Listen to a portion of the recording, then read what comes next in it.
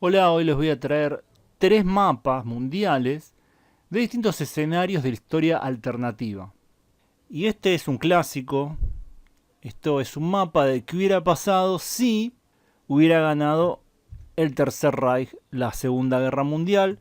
Elegí este mapa porque me gustó bastante la idea, porque bueno, primero que todo, acá en rojo estaría el Tercer Reich, que se extendería hasta los Urales, en el este, habiendo derrotado a la Unión Soviética. Pero la diferencia acá con otros mapas de la, o alternativos de la Segunda Guerra Mundial es que lo de la parte donde estaría Japón no está bajo el imperio de Japón, sino que esta parte fue conquistada por Estados Unidos.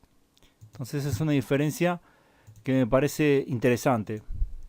Europa está casi totalmente controlada por el Tercer Reich y sus aliados, excepto lo que serían las Islas Británicas e Islandia. Después todo el resto estaría controlado por los títeres y aliados del Tercer Reich.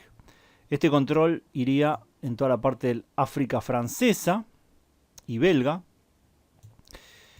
Y bueno, también estaría acá la parte que controlaba Italia. Bueno, Madagascar está bajo los franceses. Entonces todo esto lo consiguió el Tercer Reich y sus aliados. Mientras que los aliados mantuvieron el dominio de los territorios del Imperio Británico, sumados a los de Estados Unidos. Entonces todavía mantiene gran parte del control sobre el mundo. A lo que habría que sumarle Japón, Corea y Filipinas, que estarían bajo el control estadounidense. Algo interesante de este mapa es que marca a lo que sería Guyana Francesa y Surinam como bajo el control de los aliados del Tercer Reich. Yo creo que bueno, esta es la parte del mapa que no me gusta en realidad, porque no creo que sería posible que estaría bajo el control de ellos. Yo creo que esto ya o habría sido independiente o estaría bajo el control de Brasil o de Estados Unidos directamente. Es un mapa muy simple, la verdad, pero me gustó el detalle de Japón habiendo sido derrotado, mientras que el Tercer Reich logró su victoria. Bueno, este es un escenario más interesante. Este escenario se ha tomado de la historia alternativa de los dos Jorges. En este escenario tenemos que la guerra por la independencia estadounidense terminó de manera distinta. Hubo un acuerdo entre George Washington y el rey Jorge, rey George, por eso los dos Jorges.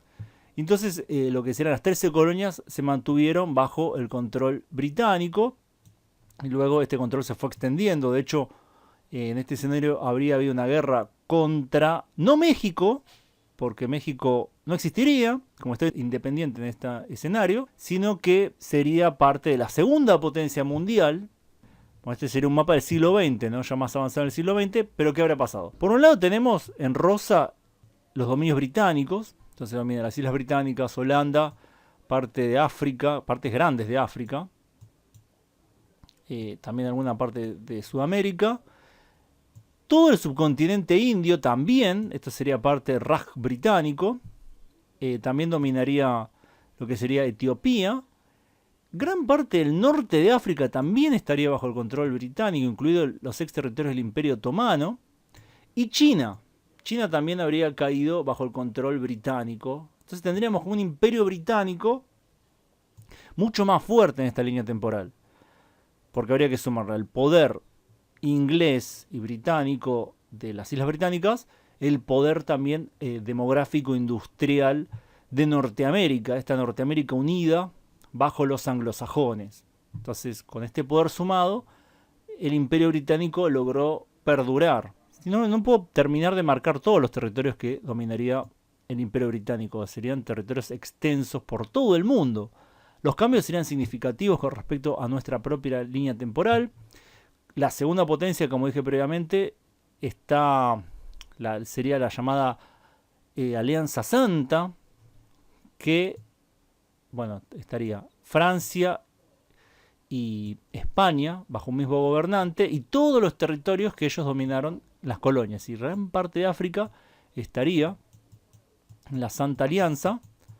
También todo lo que fue, lo que fue el Imperio Español en América también sería parte de esta Santa Alianza, que habría perdido territorios a mano de los británicos acá en Norteamérica, pero seguiría controlando gran parte del mundo, inclusive Indochina, Filipinas, seguirían bajo el control de los ibéricos franceses. Es un imperio gigante, multiétnico, multirracial. El imperio ruso continuaría existiendo en esta línea temporal y dominando aún Alaska. Todavía Alaska seguiría bajo el imperio ruso. Tenemos el imperio japonés que domina Corea y Taiwán. También el imperio, bueno, serían los holandeses acá en el sudeste asiático.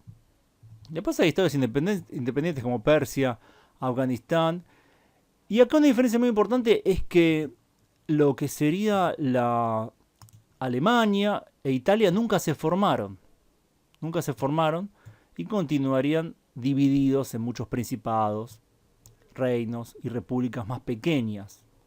También habría un gran poder de Dinamarca que continuaría dominando lo que sería Noruega, Groenlandia e Islandia. Y vemos que el imperio o el reino de Portugal también existe, dominando Brasil, obviamente Portugal, Angola y Mozambique. Me parece un escenario también muy interesante, bastante distinto. Bueno, también me olvidé decir que existiría el imperio austríaco como un gran poder en Europa, pero no a nivel mundial. Bueno, pero me pareció un escenario muy interesante porque plantea una divergencia ya en el siglo XVIII que repercute por los próximos 2 siglos en un mundo en el cual realmente nunca hubo estos movimientos liberales nacionalistas. En esta línea temporal, la Revolución Francesa fracasó, la Revolución Norteamericana, lo llaman algunos, fracasó. Entonces tenemos que este juego de imperios y reinos continúa durante 2 siglos más y con el paso del tiempo se van unificando más territorios cuando los imperios y los reinos más poderosos van controlando otros territorios o se van aliando entre sí y unificando. Eso me parece muy interesante, ver un mundo en el cual el nacionalismo nunca realmente tomó la importancia que tiene en el mundo que vivimos actualmente. Es un mundo no nacionalista, un mundo imperial. Así que este sería el segundo escenario que elegí para mostrárselos. Me gustaría volver, creo que voy a volver algún día y entrar en los detalles de este mundo. Bueno, el tercer escenario es el que tiene la divergencia, no sé si la divergencia, pero el hecho más catastrófico, basado en la historia de 1983, Doomsday, que tiene una divergencia con respecto al mundo real, que es que Stanislav Petrov, quien era que estaba viendo, es un sistema muy complicado, no estoy diciendo que lo entienda, pero los radares, por decirlo así, de la Unión Soviética, cuando detecta un ataque, fue el que dijo, no, esto es un error de la máquina, los estadounidenses no están atacando, esto pasó en 1983. Entonces, de esa manera se evitó la Tercera Guerra Mundial, porque si Petrov hubiera seguido todo el protocolo, la Unión Soviética tendría que haber retaliado ese ataque imaginario, que en realidad fue una falla, y hubiera empezado la Tercera Guerra Mundial, hubiera habido un holocausto nuclear. Bueno, en este mundo, Petrov no fue a trabajar ese día, esa es la diferencia. Entonces, quien estaba de guardia, llevó a cabo todo el protocolo, empezó la Tercera Guerra Mundial, y fueron destruidos gran parte del mundo, gran parte de los países del mundo. Tenemos un mundo totalmente distinto, ya en el siglo XXI, en principio del siglo XXI. Entonces lo que tenemos son que lo que sería el centro neurálgico de la Unión Soviética está totalmente destruido por las bombas atómicas. Europa Occidental está en gran parte destruida también por las bombas atómicas, lo mismo que Norteamérica. Están destruidas por eso. Entonces tenemos que nuevos poderes surgen en el mundo. Hay un cambio en el polo de poder del mundo. Entonces tenemos que en vez de estar el poder en el norte, en el hemisferio norte, pasa el poder al hemisferio sur. Entonces eso también me pareció muy interesante. Por un lado tenemos que el país más importante o la alianza más importante sería de las naciones del sur, las naciones sudamericanas, incluido México, que justamente al haber evitado ser víctima de los ataques nucleares, porque realmente no cumplirían ningún rol en la Tercera Guerra Mundial, son los que están mejor preparados para afrontar este nuevo mundo. En esta línea temporal hubo millones de refugiados que escaparon a México y a Sudamérica, cambiando el balance demográfico del área. También tenemos que China fue en gran parte destruida por las bombas atómicas.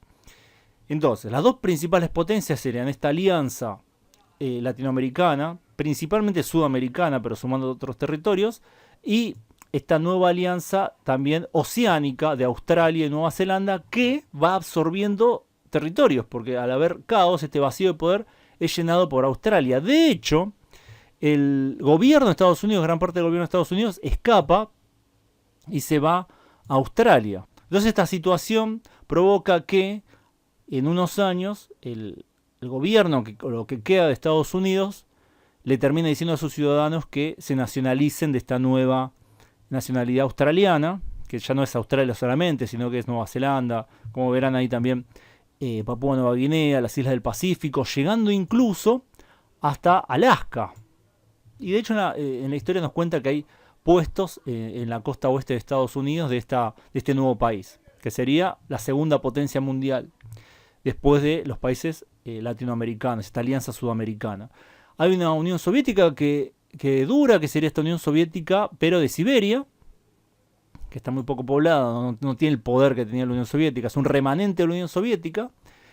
Y luego tenemos la situación de África, que al colapsar todo el sistema internacional entra en un caos y en hambrunas y en guerras constantes que hace que muchos estados africanos colapsen y están en un momento horrible, la verdad, la situación en África. La situación en Europa y Norteamérica obviamente también son situaciones horribles, donde hay guerras civiles, donde en la historia nos cuentan que se volvió a la Edad Media, los lugares que habrían vuelto a la Edad Media en el sentido de que ya no tienen organización, tecnológicamente están atrasados, serían China, toda Europa, incluida la zona de Rusia, y Norteamérica. Toda esta zona estaría despoblada en gran parte porque la gente falleció en la guerra.